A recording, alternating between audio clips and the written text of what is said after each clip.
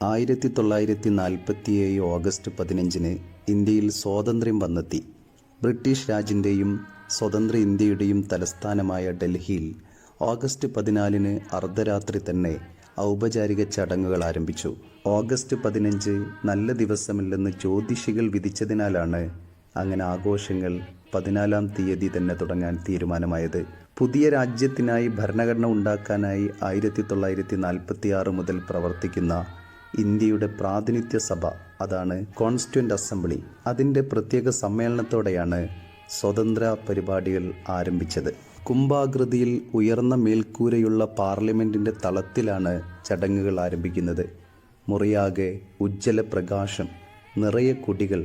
ഇവയിൽ ചിലതൊക്കെ കഴിഞ്ഞ ആഴ്ച വരെ ബ്രിട്ടീഷ് വൈസ്രോയിമാരുടെ ചിത്രങ്ങൾ പേറിയിരുന്ന ചട്ടക്കൂടുകൾക്കിടയിലാണ് തിരികെ വെക്കപ്പെട്ടിരിക്കുന്നത്. ദേശസ്നേഹഗീതമായ വന്ദേമാതരം ചൊല്ലിയും ഇന്ത്യയിലും ഇതര ദേശങ്ങളിലും സ്വാതന്ത്ര്യത്തിനായുള്ള പ്രക്ഷോഭങ്ങളിൽ മരണമടഞ്ഞവരുടെ ഓർമ്മകൾക്കായി 2 മിനിറ്റ് മൗനം പാലിച്ചും രാത്രി 11 മണിക്ക് പരിപാടികളുടെ നടപടിക്രമങ്ങൾ ആരംഭിച്ചു.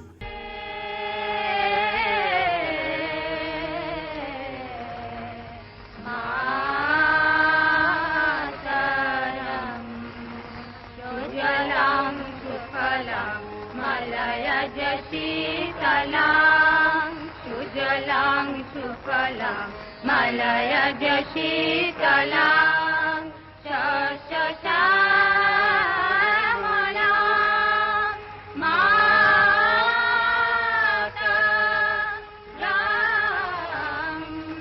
വന്ദേ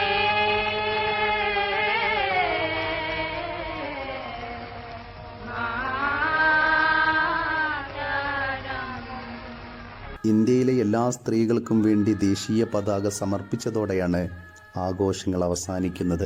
ദേശസ്നേഹ ഗീതത്തിനും പതാക സമർപ്പണത്തിനും ഇടയിലായിരുന്നു ആ 3 പ്രധാന പ്രസംഗങ്ങൾ ഉണ്ടായിരുന്നത്. ഒന്നാമത്തെ പ്രസംഗം ചൗധരി ഖാലിഖ് ഉസ്മാൻ, ഇന്ത്യൻ മുസ്ലിങ്ങളുടെ പ്രതിനിധിയായി തിരഞ്ഞെടുക്കപ്പെട്ട വ്യക്തിയായിരുന്നു. പുതുതായി സ്വാതന്ത്ര്യം നേടിയ ഇന്ത്യ എന്ന രാജ്യത്തോടുള്ള ന്യൂനപക്ഷത്തിന്റെ കൂർ അദ്ദേഹം തന്റെ പ്രസംഗത്തിൽ പ്രഖ്യാപിച്ചു. രണ്ടാമത്തെ പ്രാസംഗികൻ സർവേപ്പള്ളി രാധാകൃഷ്ണനാണ്. പ്രസംഗ പാഠവും പൗരസ്ത്യ പാശ്ചാത്യ സമ്മേളനങ്ങളിൽ അദ്ദേഹം നടത്തിയ പ്രസംഗവും അദ്ദേഹത്തിന്റെ പ്രവർത്തനങ്ങളുടെയും പേരിലാണ് അദ്ദേഹത്തെ പ്രസംഗിക്കാൻ തിരഞ്ഞെടുക്കപ്പെട്ടത്. പ്രസംഗിക്കാൻ നിയോഗിച്ച 3-ാമത്തെയാൾ നെഹ്റു ആയിരുന്നു. അദ്ദേഹം തന്നെയായിരുന്നു അന്നത്തെ പ്രസംഗത്തിലെ താരവും. നെഹ്റുവിന്റെ പ്രസംഗം വികാരഭരിതവും അലങ്കാര സമൃദ്ധവുമായിരുന്നു. നായികമണി അർദ്ധരാത്രി 12 അടിക്കുമ്പോൾ ലോകം അഗാധ നിദ്രയിൽ അമർന്നുകൊണ്ടിരിക്കുമ്പോൾ ഇന്ത്യ ജീവിതത്തിലേക്കും സ്വാതന്ത്ര്യത്തിലേക്കും ഉണരുന്നു എന്ന് പറഞ്ഞാണ് നെഹ്റുവിന്റെ വാക്കുകൾ ആരംഭിക്കുന്നത്. നെഹ്റുവിന്റെ ഓരോ വാക്കും വികാരഭരിതമായിരുന്നു.